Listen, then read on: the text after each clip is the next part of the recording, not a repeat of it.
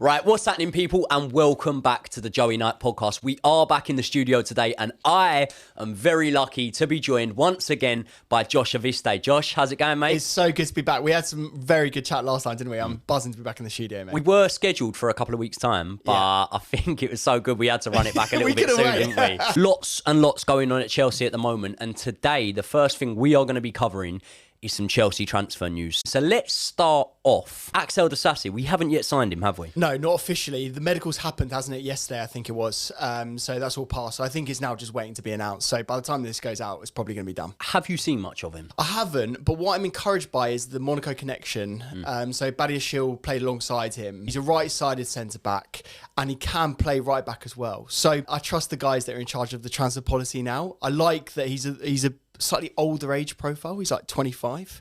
So I like that. I almost don't want the guys to be finding players that I know about in a weird way. Like, if we're finding players that we know about, they're going to be a certain price, a certain age, and like other clubs will be interested. And probably coming from a club that want to rip us off. Exactly, right. And how many times have we been dealing with that recently? So I'm kind of glad that I haven't seen that much of him. But apparently at Monaco, he's been really, really good. What do you think for Trevor Chalobah then? Because for me, the most glaringly sort of obvious thing straight away, when he's brought through the door, you look at it and you go, right, Fofana, he will be coming back towards the end of the season, might miss the whole season, but either way, we have splashed out big money on him. All the other options we have there now, Levi Colwill signing a long-term contract, does it spell the end for Trevor Chalobah? Because we do know that a policy that the board and the powers that be at the club are sort of open to is, unfortunately, moving some of those academy products on, 100% profit on the transfer.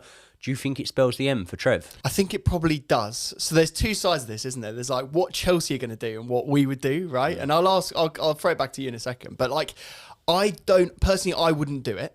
I think that Trevor can play right back. I feel he can play in DM as well. So I think he's done enough. He cares so much about the club that I would keep him. I've said that over and over again. Just keep the boy. Like, we've sold enough academy players. I don't feel we really need the money anymore. Like, we're going to get rid of Lukaku. We're going to get rid of Ziyech. Then we've made 300 odd million? It's a lot of money, isn't it? So I feel that you can have 5 centre backs comfortably there. And the elephant in the room here is that Thiago Silva's 39, right?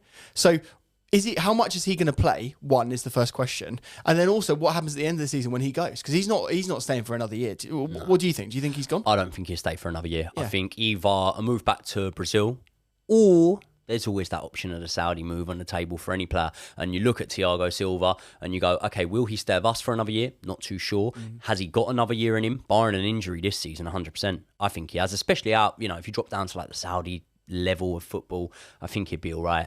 Even in Brazil, I think he'd be all right. But do I see him at Chelsea past this year? I've already gone on record as saying no. I just think it would be really, really short-sighted to let Trevor go. But all of the rumours that we're hearing is that he's up for sale and he's happy to go to Italy. He's kind of seeing that his time might be up at Chelsea. He's feeling like that push out the door. So it could very well happen. And I think it would be a massive mistake. We'll keep our eyes peeled for any more news on that one. Moving on to another player who has now signed, 19-year-old defensive midfielder from Rennes, Leslie Ugachukwu, yeah. He seems like he's a decent player. How much do we know about these guys? We're not going to say we're experts, right? You and I are not going to come in and say we've watched 30 games of him last season, because that's just not the case. Again, I feel like he's one of those players that is more for the future. He's come into the squad. Obviously, he went on the tour. He's flown out to America now. He's going to fly back with the squad now. I feel that might be like a Strasbourg loan. I feel like he might go over there for another year. But he looks quality. The thing now is what's going to happen in the next 13, 14 days with our transfer window. Because if we get Alvarez and we get Caicedo, there's not really room for him anyway at the moment. And so it's a bit of a weird signing in that regard. Do you not think? I do think so, but I think that it follows suit of the pattern we've seen recently, hasn't it? So the pattern we've seen is bringing these young players in, whether they get loaned out or not. Every time I mention a player, people go, you're suggesting we loan him out? And I'm thinking, well, I'm not specifically suggesting we loan him out, but I'm also suggesting that it's unrealistic to think that going into next season, all of these young players that we've brought in are going to be here. And if they are, I don't think it's going to be good for the morale around Cobham in the dressing room to know that a lot of these young players are absolutely itching, got a real lovely taste for it in pre-season, and then all of a sudden, no, you're on the bench, mate. And you might get 5-10 minutes at the end of games here and there.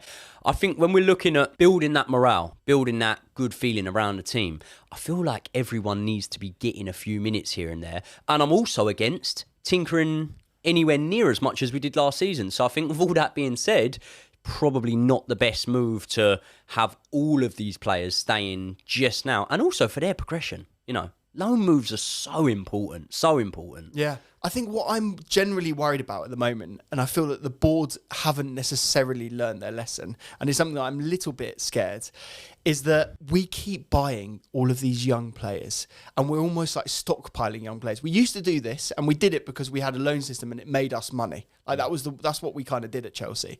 But now you've not got like the old player that's then going to move on. You've not got a Jorginho that you've got to move on or a Kovacic that you've got to move on. We've got 4 incredibly young DMs that are going to be coming in for Chelsea, right? You got Alvarez, you got Caicedo, you got Enzo, and you got Santos. They're already there, so you got to fit this guy in. So I don't know, mate. Like I am a bit worried about like this policy because like he's going to come back next summer and we're going to have exactly the same discussion. Look, a lot of that I would say hangs on the balance really of are we going to get Caicedo? We've put in a couple of bids now for Caicedo. Brighton are playing hardball with us, In my opinion, they've already pulled up pants down with Cucurella. The manager, we paid what was it, 30 million to get Graham Potter out just to sack him again. I would say that business of Brighton hasn't gone too well, but that's the club, not the player, and I don't doubt for a second that Caicedo is a quality player who would add to our team and would be a massive, massive part of us. He'd definitely be a starter going forward. At what point do you think that we walk away? This could be an unpopular opinion, right? In my opinion, and let me give it context, right? All the players that I'm about to name, I think are brilliant players. And I think that maybe one day, all of the players I'm about to name will go on to prove their worth in what we've paid. But in my opinion, did we overpay for Fofana? Yes. Did we overpay for Enzo Fernandez? It's an unpopular one. Yes. Did we overpay for Mudryk? Yes. Now, all these things, people are going straight away, what, so you think they're shit? No, that's not what I'm saying. That's not what I'm saying. I am saying, did we overpay, right? Did Arsenal just overpay for Havertz off us? Yes. So maybe this is a question more about the market, but then when we bring in players and you look at, we're bringing in players like the likes of Jackson for 30 million and Badiashile last season for 30 million, this is sort of what I balance that on. When you look at these players that we brought in for relatively, not obscure, but low money, and then we're paying these sort of fees for them. I am just saying, I don't know if I want to see us... In fact, I do know. I don't want to see us go to 100 million for Caicedo. I think the precedent it then sets is one that, moving forward, is going to be hard for us as a club to shift. Is that why they're doing this deal with Sanchez, though? Is that why they've included Sanchez in the deal so that it looks like it's not a world record transfer fee? And we're saying we're buying 2 players for 105, 110 million. And, Brighton get their big number that they've always wanted. And then we get this thing where he's not like another world record midfielder signing. Because we can't... Like, I feel that the 100 million number, it means absolutely nothing to the player, but it means everything to the press, the fans, everything like that, right? That, that 100 million, that makes a big difference. So, even if you can get him from 99, that takes the pressure off. And so that's what they're kind of working on at the moment. What I really like about them at the moment is they kind of said, we have a price, we're not going to go over that. And Brighton are saying, testing us to see how far we can actually push it. But I think in the grand scheme of things, it's going to, the pressure is going to be told. We're going to get to the start of the season. Caicedo is going to start really pushing his side because he hasn't really pushed that much at the moment, I don't really think. Not enough for us to get him. Enzo Fernandez actually handed in a transfer request, said that he didn't want to play, his head wasn't right and whatever. Yeah. We don't know what goes on behind the scenes. We've seen news leaks that a players' dinner or whatever it was, an award ceremony, he told people he wanted to leave. That's all well and good, but I do feel like you need to plant your flag in the ground and say, look, I'm not here anymore. I'm physically here, but mentally I'm not, and we need to do something to get this move. Yeah, I think his agents have really let him down on quite a few levels. Like his agents have let him down when they signed a new contract at Brighton, knowing that he wanted to leave. Who's his agent? Charlie Kane. Yeah, I mean, he's literally taken on a new client. I just think they've let him down from that perspective. And then this summer they've also really let him down as well. Like they should be advising him to really push. I mean, it depends if he really wants to go. If he doesn't want to go and he wants to just stay there, and he's doing the right thing at the moment, to be honest with you, because he's not really pushing. But I feel like the sentiment's turning a bit now, where he is saying in award ceremonies that he wants to leave. Like he's saying, even outwardly now, he's liking Levi Colwell's contract signing, at Chelsea. So like there's stuff now where he's like pushing to go. So I just think what will happen in the next week is that he'll accelerate that, he'll put a bit more aggression into it, and then eventually we'll get our man. But it will be, I reckon it's going to be 90 plus 5. I think it's going to be that level. Your gut instinct is that we do get Caicedo. Yeah, I think it happens now. Just because he is our number one target, it's been such a protracted transfer. I just feel our club, it would almost be like a bit of a loss for our recruitment team if we now didn't sign him. And so purely from like almost like a saving face perspective, it would be surprising to me if we did. Such thin margins, because when you say about a saving face perspective, I get that, and I do get that. You work so much, you put so much time into something, you want to see it come off in the end. At the same time, you could flip it and you say you go slightly past X, Y, or Z as the number we're paying for him, and then you're not saving face, in my opinion. But this is why it's got people split. But at the same time, I do just look at a precedent that it might set going forward. Clubs know him, well, we get you in the end. It might be deadline day, but we get you. I feel like we kind of have that reputation already. Like, I don't think that's going to become like a new reputation. Do you know, like as Chelsea fans, like we do pay above and beyond because people know that we've got the money and they know that we're going to push for the number one targets that we've got. So like, I feel like we're just going to have to carry on doing that, mate. And I don't think this is the last summer that you and I are going to be sat here going, are we going to pay another £100 million for a player? I just think it's going to happen over and over again. So it's just our club. So one of the make-weights in that deal that you've suggested there, Robert Sanchez, and I would actually agree with you because I think it is one that has sort of come out the blue. Yeah. For me personally, if you're going to pay, was it about 20 mil? If you're going to pay around 20 mil for Sanchez and there's absolutely no guarantee that he comes and takes the number one spot off Kepa, maybe his presence elevates Kepa's performance. In my opinion, Slanina's not ready. So Kepa does need a number two. Maybe his presence does that. Maybe they battle it out. Maybe he wins it off him. For me, if you're going to pay that, I'd just pay the 40 for Raya. I've said it before and people have said to me, what, for someone who's no taller and no better than Kepa? And it's like, mate, he is better than Kepa. I really like Kepa. I really do. But David Raya is better than Kepa. Yeah. He clearly is better than Kepa. I don't know what people are watching when they say he isn't. He can do everything Kepa can do from a save perspective, yeah? They go, oh, his weakness is long shots. So's Kepa's. So then when you go, okay, but who is better with their feet? And people go, well, he's a goalkeeper. Listen, it is an element of our game that I would like to see. Yes, all right, we see Kepa pass along the back line well and whatever, but we don't ever see him switch a ball up the wing, find Maatsen, and that is something that is in David Raya's game. So he would be the one I would go for. But let's focus on Robert Sanchez. Is it a good option for you, or is it purely what we discussed, a little sweetener in that Caicedo deal? What I like about Sanchez is he's 6'6". He's a real imposing goalkeeper that I don't think we've had for a long time. Like Mendy came in and made a big difference, didn't he? Because he was like a bigger guy that was more, I would say more of like an imposing, cross-winning shot stopper, right? More of like a traditional goalkeeper. And I think if you've got like a ball-playing goalkeeper and then the opposite of that in a number 2 or a number 1.5 that is more of a shot-stopping goalkeeper, bigger guy, I feel that can complement Kepa quite well, and he can be pushed in a way that he wouldn't be pushed if we signed a Raya, because then they're quite similar profiles, aren't they? And I just think the key thing with the Sanchez thing is you've got Ben Roberts there, who was the former Brighton goalkeeper, came over with Potter, goalkeeping coach, came over with Potter, and he apparently is really pushing for Sanchez to come in. He was one of the guys that originally wanted Sanchez in the team. Sanchez had been at Brighton, by the way, since he was 15. Did you know that? I had no idea. He came over. He actually was qualified to play for England, and then he ended up going to represent his home country in Spain. So again, like, he's been in the country for a while. He's been in the academy system at Brighton for a while. He played played for them. Then he gets dropped at the end of last season. So what's the story behind that? Like for me, he's a better goalkeeper than the one they've got at the moment. But there's something going on there where they either knew that he was going or he's kicked up a fuss behind the scenes. Something's happened. So that concerns me a little bit because I don't quite know what's gone on there. But then I just think we need someone that can come in and challenge Kepa. I actually think in a weird way it's like a relatively good price point, 20 million. Not like it could even be less than 20 million. Like, I think it's kind of one of those deals you don't really lose on, especially with the fact of if we do get rid of Kepa next year, which is a realistic possibility. Basically, this summer, the only reason why we haven't got rid of Kepa is because no one was in for him. Like, that's the way it goes now. And so I think there's a situation where next summer comes along and we are then in for another number one goalie. Yeah. To be honest with you. Moving on to a fan favourite, Romelo Lukaku. It looks like all things are agreed with this move to Juventus. The Inter fans absolutely hate him. A couple other fan bases I know that aren't too fond of him either. That looks like the move has been agreed with him from a personal standpoint. However, the Vlahovic swap deal. One question I want to ask you before we go in on it, right? Yeah.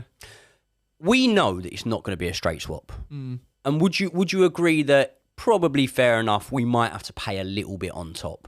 What is that price that you would pay on top? Because I'm going to say personally, I wouldn't go any higher than 25 mil on top. Can I throw it back at you and say, would you pay any money for it? Like, would you actually chuck money at Vlahovic to get him at Chelsea? It's hard because I do think it starts problems that may not need to be there. So say, for example, right, Vlahovic, he's not going to want to come in and play second fiddle to Jackson. And for me, personally, say what you want. Maybe I've fallen in love with pre-season too much. Jackson is the man that at this moment in time is tried and tested, albeit only in pre-season. He is the man that starts, whether Vlahovic is here or not, in that first match of the season against Liverpool.